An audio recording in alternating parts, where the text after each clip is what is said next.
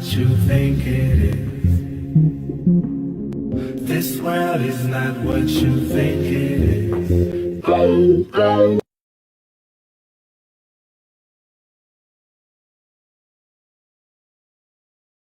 You're a monkey.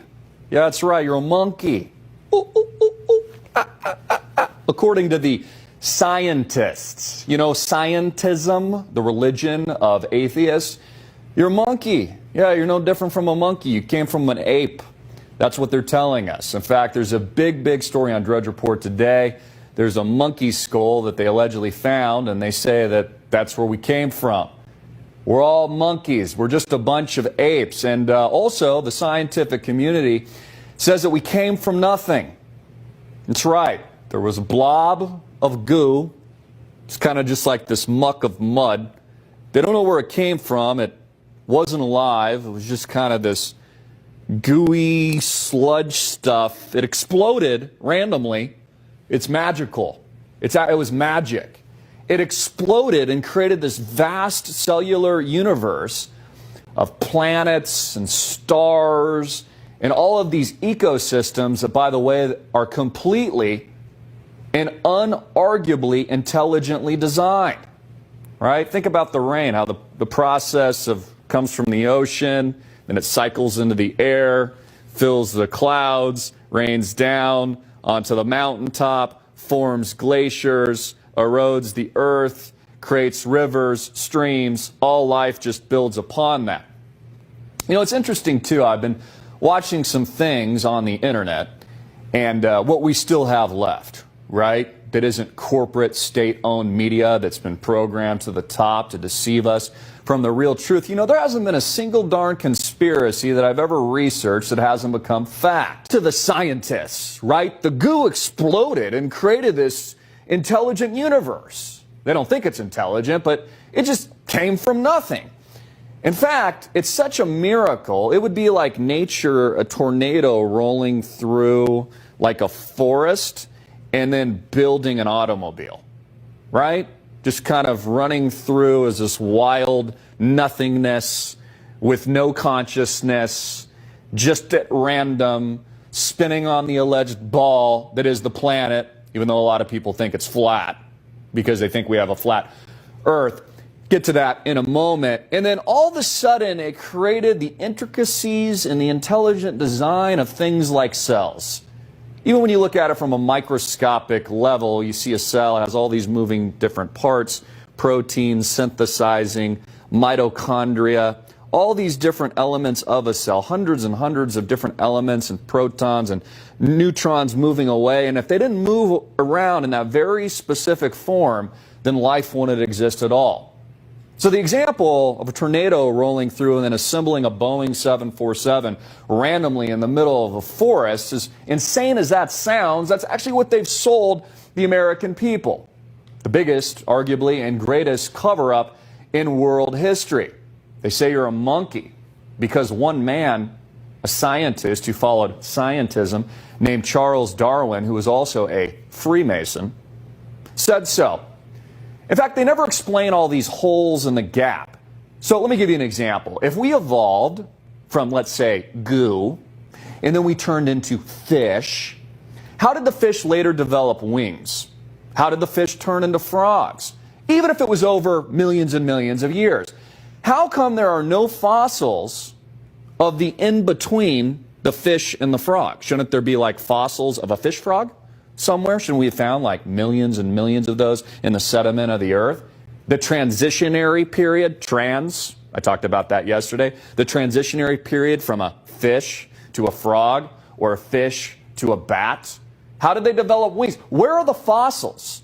Why are there no fossils? Also, I noticed yesterday, Neil deGrasse Tyson, and I've known this for a while, he was on camera belittling flat earthers. And he suggested, he says this is what science has found now, that the earth is actually not a sphere. Yeah, that's right. He says it's not a sphere, it's much more like a pear shape. Not actually a sphere, it's oblate. And officially it's an oblate spheroid. That's what we call it. But not only that, it's slightly wider below the equator than above the equator. A little chubbier. A little chubbier. Yeah. Chubby's a good way. It's like pear-shaped. right? You know what a pear looks like. I probably should have brought one in. It's a pear, he says. This is the scientist, right, who ridicules flat earthers. Well, Neil, if the Earth you've been telling us is a sphere is now a pear, then how come all the doctored, fake NASA photoshopped images that they allegedly show us from outer space and places like the moon appear to be a sphere and not a pear? Shouldn't be NASA be showing us images of a pear? But they don't. You know, this insanity is absolutely unreal. You want to hear what the latest one is? Supposedly, NASA and the scientists are looking to build a space elevator to the moon. No, I'm not kidding. They've never been back in like 50, 60 years, but they're going to build a space elevator. Not only that, they're going to Mars. They haven't cured cancer. We know that's a lie because they actually have a cure. They just don't want you to know about it. It's called population control. But they're going to go to Mars. It's a lie. Even the basic truths of how the Earth functions. Let me give you another example. You know how they teach you in school while they're programming you and brainwashing you right after you come out of your mom's womb in the ward that makes up the public school system? They tell you about all the different layers of the planet Earth. They say it's a sphere, allegedly. And they say there's multiple layers, like a mantle, and then different layers of the planet, all the way to what they call a magma core, right? It's like a volcano down there. It's really red hot. It's what created the poles and all the magnetism of the North and South poles. How do they know that? Because they've never dug more than 8 miles into the Earth. Fact. So it's actually just conjecture. No one's been to the core of the Earth. No one's even gotten past 8 miles. So how do they know what's inside the planet itself? What I know, because again, you probably know tuning in as a critical thinker, is what I see with my own eyes is an incredible, amazing, beautiful, intelligent design. Whether or not it's the beautiful, intelligent design of human consciousness, thought, and self-awareness, or it is the beautiful design and consciousness of nature itself. In fact, if things weren't designed so perfectly and intricately, the way that they currently are, there would be no life. But isn't that the point of the secular religious ideology that makes up Darwinism, evolution, and all these various topics that they don't even allow you to have common discourse on? You know, what they're selling is this. You came from nothing. You are nothing. You're completely insignificant. You're a goo that exploded in an ape in a vast, endless, infinite universe spinning on a freaking ball at a little bit of a tilt with endless stars and other planets and things that we've never even seen before because no one's actually been there. In fact, all independent research of sending balloon satellites up into the sky show what? Flat horizon. The horizon actually rises with the eye of the viewer. You don't have to look down. Why is it that railroads, when they're built, don't account, the engineering blueprints don't account for the alleged curvature of the Earth? If you're building a bridge miles and miles and miles long, let's say in Key West, wouldn't you have to account for the alleged sphere of the Earth? How come airplanes that fly crisscross around the country don't also have to account for aviation changes and altitude changes on the curvature of the Earth? If the Earth is allegedly curved, wouldn't the plane have to go a little bit nose down every several miles that it's flying to compensate?